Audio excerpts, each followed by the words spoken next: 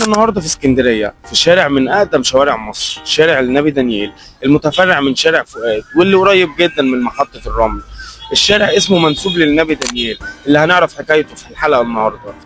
التاريخ بتاع الشارع للقرن ال 18. شارع النبي دانيال كان مركز ثقافي وحضاري وقت الحمله الفرنسيه على مصر في 1798. هنا هتلاقي سور الازبكيه، بس سور الازبكيه الاسكندراني، اي نوع كتب او روايه. حوالينا هنا الكنيسه المرقسيه، اول كنيسه في مصر وافريقيا. شارع النبي دانيال ليه روحه المختلفه واللي الناس بتجيله من كل مكان عشان تدور على كتب او روايات.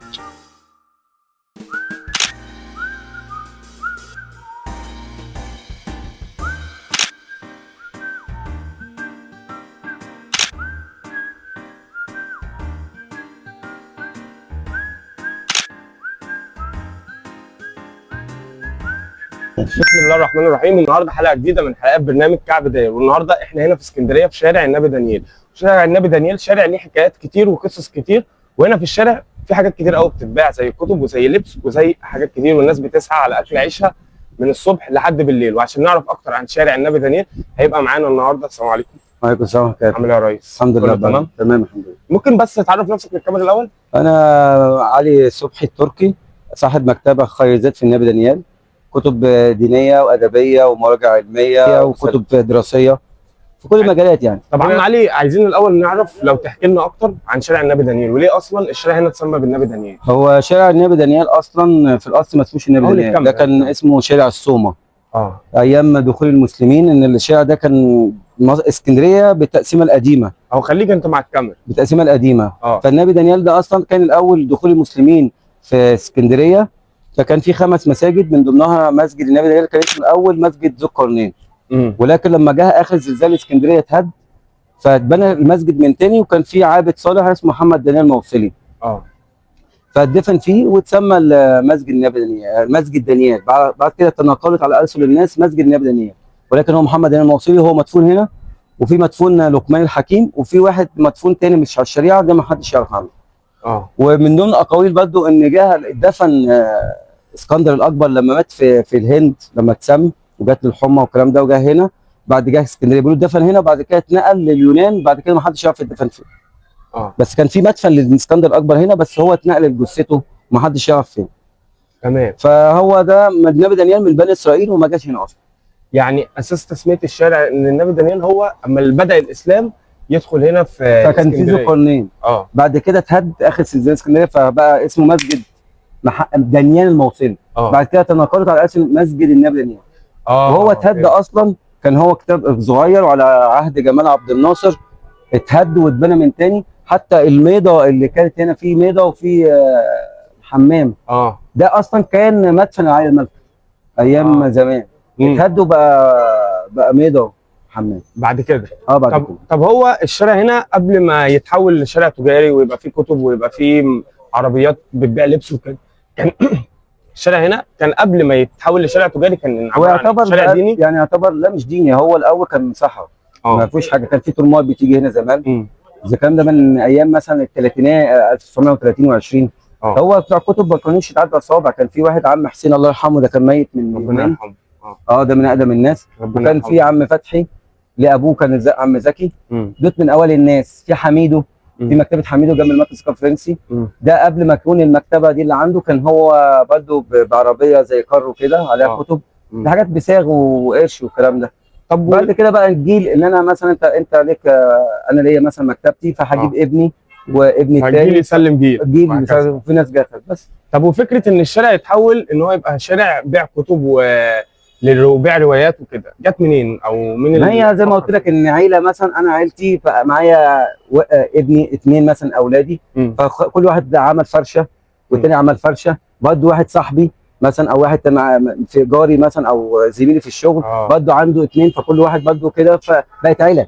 بدات تتقسم من هنا. تتقسم بقى. وفي ممكن بيجي مثلا واحد انا كان شغال معايا مثلا، او انا شغال مع حد، زي ما كنت شغال مع عند عم ابو الحمد الله يرحمه، ده كان بتاع كتب زمان. انا اشتغلت عنده، بعد كده اشتغلت لوحدي. فهي برضه جيل بيسلم جيل. ان كان بقى جيل واحد شغال عندك او ابنك عمل مصلحه مع نفسه لوحده. طب يعني عندك فكره مثلا اول مكتبه كانت هنا كانت سنه كام؟ لا هي حد مش مكتبات، ده كان فرش. او عربيه الكارو اللي انت. ده كان عم حميدو. تعرف مثلا ده يعني سنه كام؟ كان سنه كام؟ لا الحاجات دي كانت في اللي هتلاقي في الستينات. يعني في اللي اقدم منها كان عم حسين. وفي برضه كان ليه ابن اخت كان عم ابراهيم سويلم. دوت من اقدم الناس، عم زكي وعم حسين الله يرحمه. وعم زكي الله يرحمه، وعم ابراهيم بقى ده اللي عايش ربنا يديله الصحه والعمر. وليه اولاد بقى، ابنه حمدي وما اعرفش ايه. ده الجيل ده الرعيل الاول. في تاني قبليهم برضه بس مش مذكورين قوي زي دول اللي فضلوا لحد دلوقتي. ومن القدام في ممكن جه واحد مثلا قعد فتره بسيطه وما كملش. بس اللي كمل هو اللي ذكره اللي بقى. بس ان هو خلف جيل بقى اولاده وسلموا لبعض. بس اساس كل ده ان انتوا موجودين هنا عشان انتوا حابين المهنه دي وحابين. هو انا في الاصل انا قارئ، يعني انا اول كنت من رواد انا كنت من رواد الاساس النبي دانيال. حابين القراءه. وكنت بقى الحمد لله بارك له، كنت مثلا اخد مثلا مجموعه ب 100 جنيه. 100 جنيه كان زمان ده كده بقى 1000 جنيه مثلا. طبعا هو اكتر من 1000 جنيه. فكنت مثلا اديله مثلا كل اسبوع 10 جنيه 20 جنيه 30 جنيه اعمل من مصروفي واديه له. بعد كده بقى قال لي تعالى اشتغل معايا، اشتغلت معاه واستمرت في الموضوع ده. بس في ناس بتاخدها كفكر، في ناس بتاخدها معظمها كمهنه، مالهاش دعوه ان انا العب.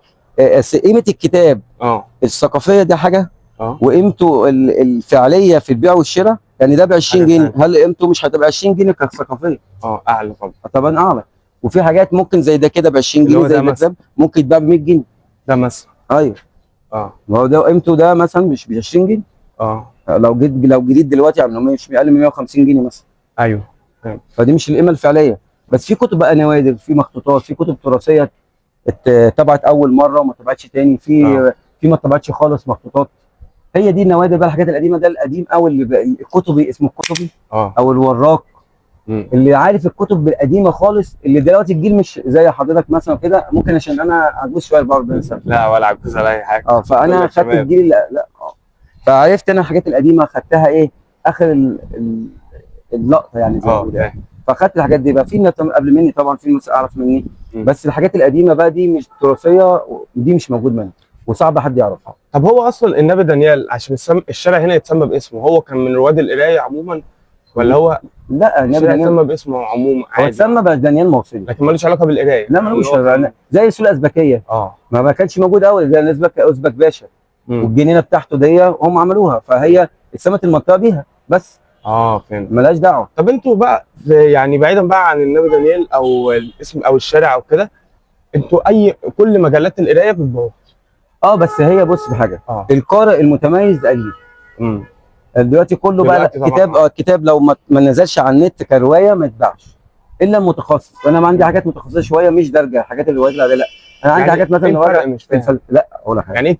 يعني ايه حاجات متخصصه او قارئ متخصص؟ ايوه، ما في ثقافه عامه.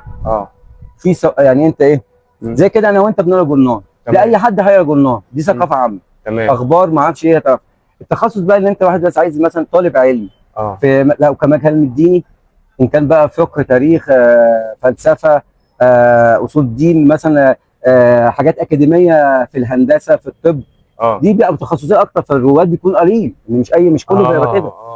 فاهم. ففي مثلا زي كان زمان احسان عبد القدوس ويوسف السباع ونجيب محفوظ، ده كان اي حد يقراه. اما مثلا الصفوه في الفكر مثلا زي عباس محمود عقاد، ممكن نقول طه حسين اعلى شويه. هتلاقي مثلا في علماء تانيين زي مثلا في الفلسفه عبد الرحمن بدوي، محمد لطفي جمعه، عندك السيد الطويل عبد الستار طويله، عندك عبد الكريم خليل عبد الكريم. في ناس بقى اللي هي المعروفه الصفوه الناس، فبتتدرج. دي الصفوه دي الفكر عالي، مش اي حد بيقرا الكتاب ده لازم يكون ايه دماغه عاليه، او بيتدرج في السلم ان هو كل فتره بتبقى انت يعني فكرك اعلى، درجه الفكر بتاعته تعلى مع زياده القرايه. مثلا مش اي حد بيقرا في الفلسفه او في علم المنطق مثلا. لو عايز حاجات تخصصيه قوي مثلا، لو قصور علم الحديث مثلا، يقول لك الموضوع والموقوف والمرسل والمراد، مين هيعرفوا الا واحد لازم يكون عايز يبقى متخصص او طالب علم. اصول فقه مثلا، وفي قواعد فقهيه. فده مش اي حد، يبقى ده لازم طالب علم بقى عايز يتدرج، يكون يوصل لمرتبه اعلى في العلم. مش حاجه درجه. الحاجه الدرجه بقى قصص الانبياء، السيره النبويه، تفسير مبسط القرآن الكريم.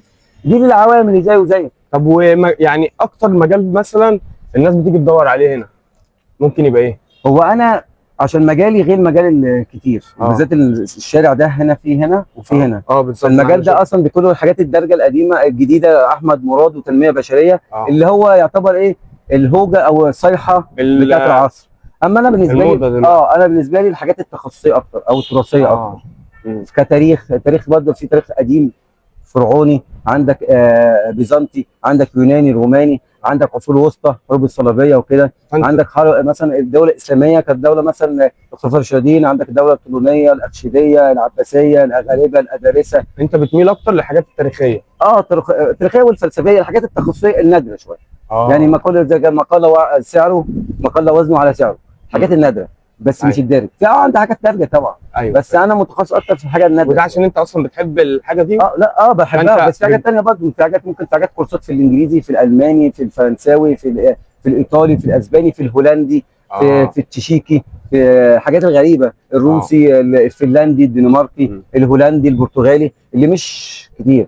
لو مثلا في كتب برضه مثلا حاجات مثلا في الهندسه المعماريه كان بالعربي. او بيبقى عايز اكتر حد بقى متخصص يعني. يعني حاجات دي حد مش مهندس يدور على كتب في الهندسه. ايوه فاهم. بس الكتب دي برضه مش متاحه كتير في اسكندريه. ممكن اقول لك في القاهره اكتر، بس في اسكندريه مجالها محدود. فهمت. والقراءه الحاله الماديه للعامه الناس بقت قليله، لان الكتاب عندنا مش سلعه ترفيهيه، مش اساسيه، مش بره. صح. بره سلعه اساسيه. وبعدين برضه الكتاب برضه بقى مثلا لو نزل ممكن يترمي من على النت. بس ربنا وجعل كتاب عمر الكتاب مهندس، ان ربنا جعل كلامه في كتاب. بس الحاله الماديه بتاثر على الكل. صح. انت دلوقتي مثلا انت شايف ما فيش مثلا زبون هنا، مثلا زبون ما فيش زبون خالص. بس ممكن عشان النهارده تروح يعني ما بنتكلم لقاء اللي روح. ممكن عشان النهارده الحد. لا عامه، بس الحاله الماديه للناس متاثر. طب انت مثلا ايه اكتر فتره بقى كانت هنا الناس على طول جايه تدور على كتب وجايه عايزه تقرا كتب؟ لا في الفتره دي قريب يعني. مش لا الفتره الدراسيه هو الموسم بتاعنا. والموسم بتاعنا برضه للي شغال في الناس المدارس تقرا كتب عامه، ولا عشان تيجي تشتري مثلا كتب خارجيه؟ الاثنين. ليه بقى؟ لان انت مثلا ليك اولادك مثلا بتجيب لهم سلاح التلميذ والاضواء والكلام ده، بيعجبك برضه كتاب ديني تبقى عايزه. فانا حتى مش شغال، لو حد غيري شغال في المدارس بيجي مش هيلاقي كله مدارس، هيلاقي عند علي الكتاب اللي هو عايزه فيشتريه. ان هو كده وصلت معاك. وفي الفتره الدراسيه دي كل الكورسات، ان كانت كورسات بقى في البرمجه، في اللغات، بتبتدي في الدراسه، فكله بيشتغل. لا بس بتكلم على العامه بقى، على العامه اللي هو الناس اللي جايه تدور على كتب انها تثقف من نفسها. الاول كان زمان كان الصيف. دلوقتي لا، الموسم للاثنين، ان كان دراسيه او كتب ثقافيه بقت كله في الشتاء. طب ويجي لك اكتر بقى جيل قديم شويه ولا جيل الشباب بيجي؟ هو الاغلب بالنسبه للناس اللي عايزه الحاجات الدارجه، الروايات المعروفه والتنميه البشريه ان هي هوجه وصيحه دلوقتي، بيبقى طبعا الشباب. بس الكبار بيكونوا عايزين حاجه تراثيه قوي. بس في شباب بيكون طلاب علم او عايز حاجه، عايز مثلا عايز يعلي من شأنه العلمي والدراسي والتحصيل، فبيجي بياخد الحاجات الخارجه النادره. وممكن ساعات يبقى عايز حاجه يلاقي حاجه احسن من اللي هو عايزها، او يلاقي حاجه عمره ما كانش هيلاقيها قبل كده وياخد. فهمت.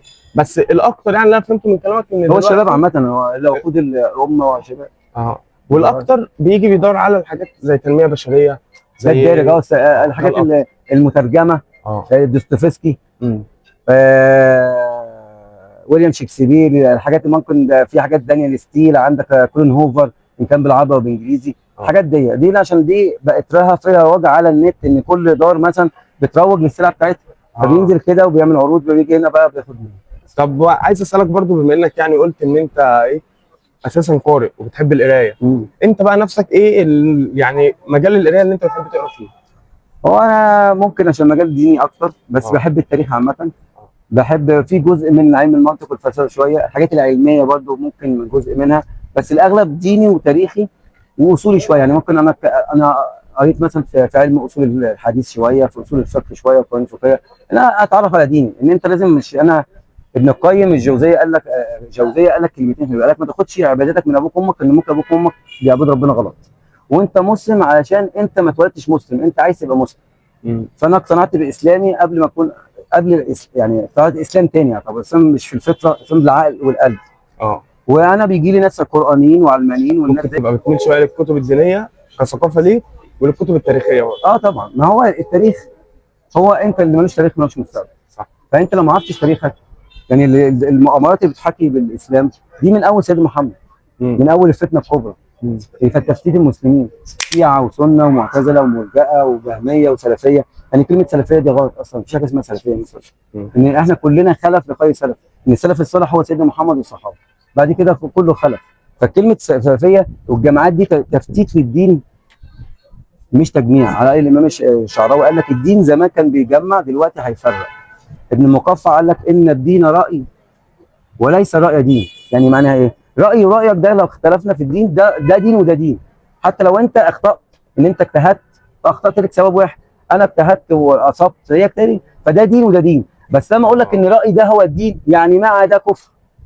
وده المشكله، ان كل واحد جماعه هو انا الحق معايا، الثاني يقول لك الحق معايا.